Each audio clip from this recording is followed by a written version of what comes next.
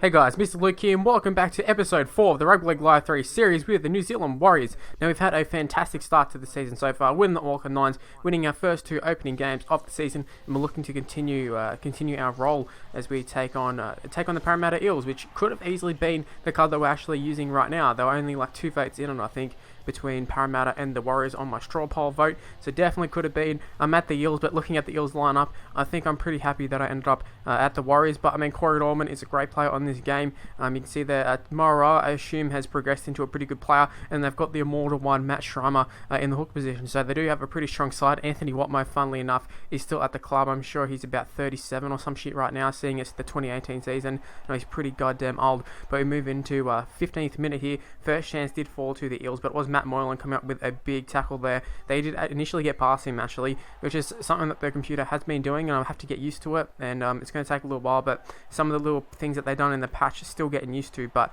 we did sort of weather the storm a little bit by the Eels initially, and it's now us turning on the pressure, piling on the pressure here, and you can see Conrad Harrell gets the ball here, draws and passes. Manu Vadavai just got the fullback to beat, and he does so. He palms off, I think it was Peter Mataudia, one of the Mataudia brothers was the fullback. I'm not sure which one. I think it might have been Peter, to be honest with you. And is Sean Johnson to take the shot at goal, and he does miss. That's another thing I've got to get used to again. Now, before I had my little hiatus from Rugby League Live 3, I was pretty good at goal kicking. Not so much anymore. I mean, I'm getting better as we go on and keep playing more games, but yeah, I'm not sure exactly where to press the button and when to try and get it to go in the green. It's quite difficult now, but like I said, I'm getting better at it. But we are getting closer and closer to scoring a second try here, and he's going to be Ben Henry, and he's from a pretty similar spot. Well, the goal kick's going to be from a pretty similar spot, but Ben Henry, pretty simple try there, just palmed off one. You can see I've totally blown the kick. That's 0 from 2. Not too many times do I go 0 from 2. Don't miss too many kicks in a row. Hopefully we won't be missing a third in a row should we get another try. That's not what we want, but it is going to be Jordan Drew. I think he's from the Broncos in real life, or he did play in the Broncos 20s. He picks up a try. There was a hint of a knock on. We're going to take a little look at the replay here. You can see it kind of does hit his chest. Did it hit his arm? I'm not exactly sure, but it doesn't matter as the Eels do pick up a try, and he's going to be 8-6. It's Corey Norman. Makes no mistake as he kicks the ball straight over the black dot pretty much there. And yeah, we've got a bit of a contest going on here now. Right before halftime, it is Jordan Drew, the try scorer, looking to score a try, but Matty Moylan wraps him up, and we do go to halftime at 8-6. So you can see our completions are pretty good. The only one that we stuffed up was the one that they scored from. So that was a bit unlucky for us, but it is the flying fish. Glenn Fisiahi takes it straight past Mataudia, and he's going to open the scoring for us in the second half here as we go 12-6 up with a kick to come, and it's from straight under the post. It's going to be 14-6, but Glenn Fisiahi, I'm finding him to be an absolute superstar in the wing there. Wingers are very, very OP on this game. For some reason, like you'll notice, when you're negotiating contracts and stuff, the wingers always have like the highest contracts, they don't have the highest contract, but they're sort of second to the fullbacks or the halves. I'm pretty sure that, yeah, the halves and fullbacks might get like 800,000. Like the wingers, they want crazy amounts of money too. And you think, man, a wingers, like, how can they demand that much money? But on the game, they're seriously OP. You see right here, Peter Wallace comes up with a big play, strips the ball, but then we throw a forward pass there. Matty Moylan was calling for the ball, maybe, I don't know. But we did decide to go on passing. See, Solomoni Carter comes up with a huge tackle on Ben Crooks, the Englishman, I believe. But he's going to be Samuel Raju picking up the ball here, and he's going to parry his way through Matt Moylan, as he probably should. Matt Moylan, he's not really known for his strength, but Samuel Raja just picks up a try there, and is game on again. So a few little costly mistakes from us. I mean, Peter Wallace comes up with a big play in the sense that he stripped the ball, but then we throw a forward pass straight from that. So it was kind of a bad play in the end because we gave him another set of 6. But right here, it's Jake Marketo off the bench there, 7th minute. We're looking to sort of just kill a bit of time and maybe score a try. You can see that it didn't happen, but the last play of the game, Matty Schreimer, the immortal, goes through, and Matty Schreimer is going to get tackled by Matty Moylan, and we do pick up a 2-point victory. We sort of got away with that one a little bit. It was a pretty tight game. A lot tighter than what it probably should have been. I mean, you see the completions, we're all over them everywhere except for the scoreboard, which is a little bit frustrating. But Ben Henry, he picks up man of the match, and I think I've got to get my goal kicking down pat. Like, it nearly cost us that game. It nearly cost us. What was a really close game didn't need to be that close. But you can see we're in second spot there. The Dragons and the Roosters are the only undefeated sides along with us. So there's only 3 left pretty early on in the season. That's pretty amazing. But yeah, it's going to be taking on the Canberra Raiders here in the second game of the episode, travelling down to Canberra. Looks like a cold night in Canberra. That should be the equivalent of people saying, oh, but can you do it on a cold night in Stoke? It's a cold night in Canberra. That should be what it is. And that's what it's going to be for me from now on. You can see here the Raiders running out. Look at their lineup. pretty solid lineup, I've got to say. It's pretty good. They got Matty Scott. I don't know who Brendan Moore is, but chances are some of these guys that you don't know of are actually pretty good, like mid-80s, something like that, low 80s. So they're not too bad. They're not those bums that, like, you'd see someone playing and go, who the hell's that? And he'd be like 60 rated. Like, they're not bums, man. But Billy Tupou might be a bit of a bum as he just falls his way over the sideline. It's a pretty good tackle there. Billy Tupou, actually a former Warrior, and good thing he's not a Warrior currently because he looked shit just then. But someone Mannering breaks through the defence there, straight from the penalty tap, I should say, and we're looking to pick up first try here. It's Glenn Fisiahi goes through, and Glenn Fisiahi will score, and that's exactly what he does best, just wheeze his way through the defence there. He's so not steppy, because I don't really do steps in this game.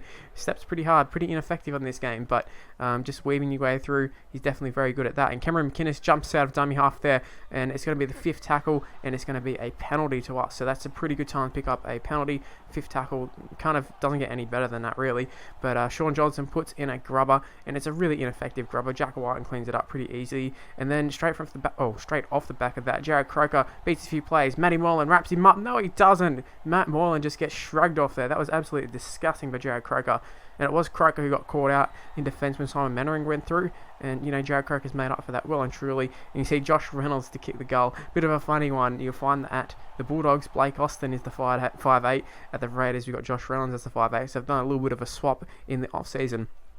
But you can see 6-all at half-time. I think we're the better side. We just got a little bit unlucky with the try that we conceded. But, at the same time, you got to create your own luck. And Raiders definitely did that. It was a great run by Jared Croker. And you see Conrad Hurrell looking to score here. He does an offload. And that's just another brain snap there by Conrad Hurrell. Just something that he's pretty well known for. But it was unfortunate that we couldn't pick up a try there and get the lead back. And it's Paul Vaughan, he went straight through the middle there, just palmed off a few players and found himself one-on-one with Matt Moylan. But Moylan comes up with a big play, and it's Matty Moylan once again. He's in the action everywhere. But you see Sean Johnson gets the ball there. We just tried to draw him past, but he didn't quite draw him in enough. But it is Peter Wallace jumping in at hooker, seeing he's back on the field there. And Ben Henry grabs the ball, man of the match from the first game of the episode, and he ends up going into touch. You can see here just enough. Jack Whiten just did enough to make him put the ball on the line initially. A little bit debatable whether it actually did touch the line, but obviously it must have. They've caught it. The game doesn't get it wrong, unlike rule referees. But you can see here 10 minutes out, I should say, we end up getting a penalty, and there's only a few minutes to go here, and Sean Johnson takes a shot at field goal, obviously missed there. And that's a pretty big miss for us as we have to take it into extra time.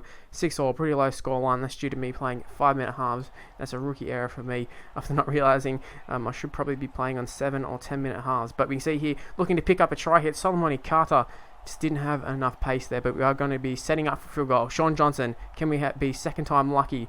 No, we can't. It's nowhere near going over. The first one at least we hit the post. This time we just missed it completely, and now they just palm off one. Well, not even palm off one. It's Paul Vaughan once again, probably one of the better forwards in the game at the moment, but just pretty much obliterated whoever it was who tried to tackle him. But we do take it into the second half of extra time. You see there was nearly an intercept there, but the Raiders really throwing it around in this second half of extra time. I'm not sure if this is exactly the smartest thing to do, but they are making a hell of a lot of meters here. You can see it's Billy Tupou up against Matt Moylan. Moylan comes up with a big tackle, a really big tackle actually. You see 4th tackle for us. It's Moylan coming up with another good play here. Gets it out to Hurrell, who got it to Vadavai. And Vadavai's up against Jack Whiten. And we've seen how Jack Whiten is a great defender in real life and on the game. Say what you want about him, but his defence is pretty darn good for a fullback. And is Sean Johnson getting caught on the last with the ball, and it's looking like it might be a draw here or even a win to the Raiders, but they do throw the ball, and Sean Johnson, the man who got caught on the last, does grab the ball. We've got a minute and a half, and we get a penalty. That is absolutely, that's incredible. We get a penalty with so little time left. We could take a shot at goal, we kick it out, but we are going to take a shot at goal. Bit of a risky one. You can see there, 46 metres out. Can Sean Johnson kick it? I'm not sure if he's got the legs, but we've gone full ball, like we've gone all out in length, and it's looking pretty good, and it's straight over. Sean Johnson kicks the goal, and he wins the game.